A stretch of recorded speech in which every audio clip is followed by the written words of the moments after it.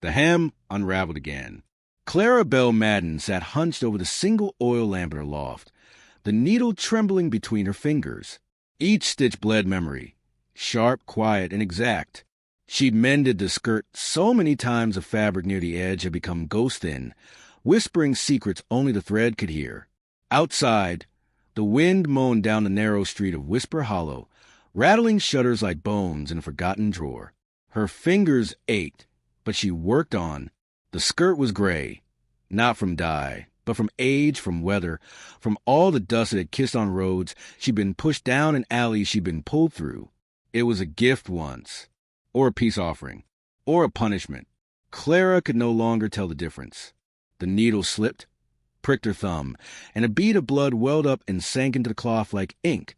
Below her, the chapel bell tolled low and sweet. A new preacher had arrived, the town whispered. Rode and alone, didn't bring a wife, didn't bring past sins, at least none he wore openly. She hadn't planned to go, but something in her ached to be somewhere quiet, where the world didn't ask questions. The chapel smelled of damp hymnals and old pine. Clara sat in the back, head down, hands folded in her lap like a girl rehearsing shame. The people filled pews with stiff backs and stiffer glances. Maggie Rourke sat 3 rows ahead, all satin curls and smiles that cut. She hadn't looked Clara's way, but Clara felt the heat of it anyway. Then he spoke. Reverend Elijah Holt. His voice wasn't loud. It didn't command, it invited. Each word sounded measured, like he carved them out of stone with his breath. He didn't quote fire or brimstone. He spoke of dust, of things lost, of mending what can't be undone. Clara's breath caught, her fingers tightening on her skirt. She stared at the floor where her boots, too small now, curled at the toes. The sermon washed over her like light under a locked door. Enough to warm, not enough to open. She was the first out when it ended. The chill hit her hard. She walked quickly down the steps, her limp more visible when she hurried. The townsfolk lingered, hands clasped in polite lies, eyes watching. "Miss?" She stopped. The voice was gentler than she expected. Elijah stood at the edge of the steps, hat in his hand, the wind teasing strands of chestnut hair from his brow. His coat looked older than his face. "You dropped this," he said, holding out a spool of thread. She hadn't noticed it fall. Her fingers twitched at her side. "Thank you," she whispered. He didn't stare at her limp, didn't glance at the spot where Maggie had spilled coffee on her the week before. His gaze held hers, quiet and steady. "Do you sew?" She almost laughed. Instead, she nodded. "I find stitches to be redemptive," he said. "Small work, big purpose." Clara took the thread. Their fingers brushed, briefly, barely. She stepped back. "Be well, Miss Madden," he said with a bow of his head, and turned. That night, she didn't light the lamp. She sat in the dark with a spool in her palm, thumb pressed against its edge. Her skirt was folded beside her on the floor, the hem curling like the corner of a secret. She pulled it into her lap, ran her fingers along the frayed edge, and began again, not to repair but to reveal, not with patches or neat hidden stitches, but with words. He lied. She stitched it slow, tight, into the underside of the hem, pale thread on pale fabric, nearly invisible unless you looked, and no one ever looked, and they believed him. Her hands stilled. What she'd sewn was not accusation. It was memory, proof of what had happened, of who had fallen, and who had climbed up using her silence as a step. By morning, the thread was dry. She wore the skirt to market. Maggie saw her and smirked, brushing past with a basket full of apples Clara once helped her pick from the same tree. Clara walked slower now, not from pain, but from purpose. The hem kissed her ankles with every step, a secret brushing the dust. That evening, she saw him again, Elijah, outside the chapel, gathering firewood. He looked up, nodded, said nothing.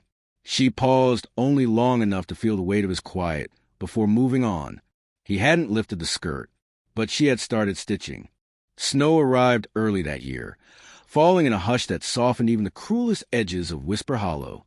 It blanketed roofs and softened footsteps, but it couldn't quiet gossip. Not the kind spun from lips like Maggie Rourke's, No, the kind that trailed Clara Bell like shadow stitching. The shopkeeper had already gone pale when Clara stepped to the general store's doorway, basket empty, skirts damp with melted snow. She'd only meant a trade for tea and a new thimble, but something had gone missing the day before, a silver brooch in the counter, and now suspicion clung to her like frost. "We don't carry charity, Miss Madden," the shopkeeper muttered, eyes flitting toward the coat hook where nothing hung. "You'll need to leave." Clara opened her mouth, then closed it. Her heart beat a hollow rhythm as she set her coins on the counter. Clean counted, but the man wouldn't touch them. The room filled with eyes she couldn't meet. Maggie was there too, lips curved in sympathy, so sweet it stung. Clara turned, and nearly collided with Elijah. He stepped between her and the others with a quiet surety that silenced even the whispers. His coat trailed snow behind him, and his voice, when he spoke, was calm as rain on tin. "I believe that belongs to her," he said, lifting the coins from the counter and placing them back in Clara's basket. The shopkeeper flushed, but said nothing. "Come," Elijah said, without touching her. "You're cold." They stepped into the street, breath rising in white plumes. Clara's hands trembled around the basket's handle. Shame curled in her chest like a sickness with no name. "I didn't," she began. "I know," Elijah said. He led her to the chapel, opened the door, and let her step into the warmth ahead of him. The fire was already lit. It crackled quietly in the corner, throwing gold over the pine floorboards. He poured tea. No sermon, no scripture, just steeped leaves and silence. Clara sat near the hearth, pulling her skirt tight around her knees. The thread along the hem pressed warm against her skin, like truth waiting to be heard. "Why didn't you say anything?" she asked finally. Elijah looked up from his cup. "Would they have listened?" She shook her head. "I thought not," he said gently. "Sometimes presence is a better defense." She nodded, eyes stinging. "Sometimes I think I'll never be more than what they already believe. That's not your burden to carry." Clara didn't answer. Her fingers reached absently for the tear near the side seam of her skirt, another place that needed mending. "May I?" Elijah asked. She blinked, confused. "What?" He gestured toward her skirt. "Do you mind if I—" He trailed off, not touching, only pointing. Clara hesitated. Then slowly, carefully, she lifted the square of fabric from her lap and handed it to him. Not the whole skirt, just a piece she'd been stitching for practice. It held no weight, and yet, when it left her hands, something inside her fluttered loose. Elijah turned it over in his palms.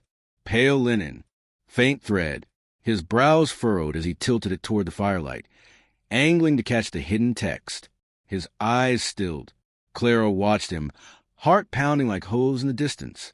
He read it once. Then again. He lied, and they believed him. Elijah said nothing for a long while. Then he folded the square reverently, as if it were scripture, and placed it on the arm of the chair beside him. "Would you like me to return this?" he asked. Clara's voice barely rose above the fire. "No, I left it for you." Outside, the wind picked up, brushing snow against the stained glass like fingers against glass. "I won't ask who," Elijah said quietly, "or why." "Thank you," she whispered. He looked at her then, not the way others did, not searching for sin or scandal, just searching for the girl beneath the silence. "You deserve to be believed," he said. Her throat tightened. "And if they don't?" Elijah leaned forward, voice lower now. "Then we speak anyway. Not for them, but for the ones who come after, the ones still hiding." Clara looked down at her skirt, her hands, the thread still looped between her fingers. Later that night, after she left the chapel and the fire behind, Elijah stayed behind. Alone, he unfolded the cloth one more time. He traced the words with fingertip, not to memorize, but to honor. Then he opened a drawer in the pulpit and placed it there, carefully, as if it might break. When he turned, a breeze stirred the candlelight, and in its flicker, he saw something else, barely visible at first, caught between the pages of a worn hymnal. Another scrap of fabric, threaded with a line of words, just beginning to take shape. The schoolhouse loomed beneath a wash of morning light, its windows shuttered and sagging with the weight of silence. Clara stood at the edge of the clearing, hands curled into the folds of her skirt. Snow had melted around the foundation, revealing stubborn patches of earth. By week's end, Mayor Rourke would have it torn down to make way for a courthouse, his legacy carved into stone where memories had been scrubbed clean. Elijah stood beside her, his breath misting into the air, hands clasped behind his back. He hadn't spoken since she arrived. She hadn't needed him to. "They'll never let me speak," Clara murmured. "You don't need their permission," he said. She nodded once, as if agreeing with something she didn't yet believe. That evening, the town gathered at the chapel. It was warmer than usual, crowded shoulder to shoulder with boots clacking against pine and Sunday hats brushing the low rafters. Mayor Rourke sat front and center, his cane across his knees, his mouth drawn in a hard, amused line. Maggie flanked him, smug and unbothered, her gloves too white for winter. Clara entered through the side door, unnoticed. Her skirt fluttered around her like smoke. Elijah stood at the pulpit, shoulders straight, eyes calm. When the murmurs died, he reached into the drawer beside him and unfolded a piece of fabric. He didn't raise his voice. He didn't name her. But he read the message aloud, every word stitched in the hem, now spoken through trembling air. He lied, and they believed him. I was 16. He was twice my age. He paid them to silence me. The room froze. Even the fire seemed to hold its breath.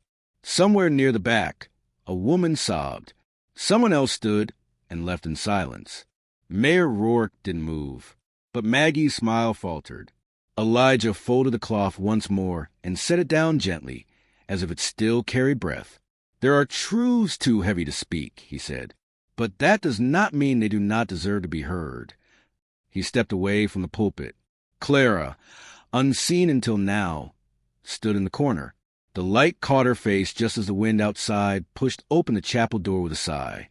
She walked forward, slow but steady, her skirt brushing against the aisle like pages turning. The crowd parted before her, without a word. Mayor Rourke stood. "You've said enough," he snapped.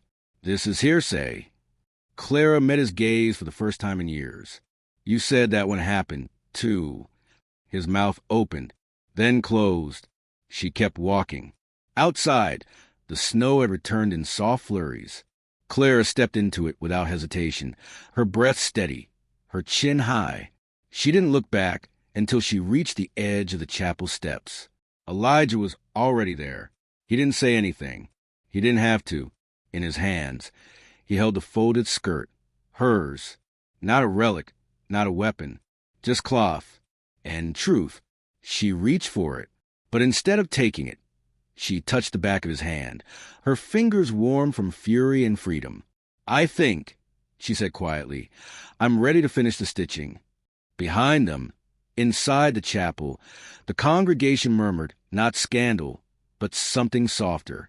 Curiosity, respect, the beginning of reckoning. Elijah nodded once. "I'll be here when you do." They didn't speak again that night, but as they stood beneath the falling snow, Clara looked upward toward the old bell tower, where a single dove had perched in the eaves. Its feathers ruffled. Then it took flight, and far below it, she did too,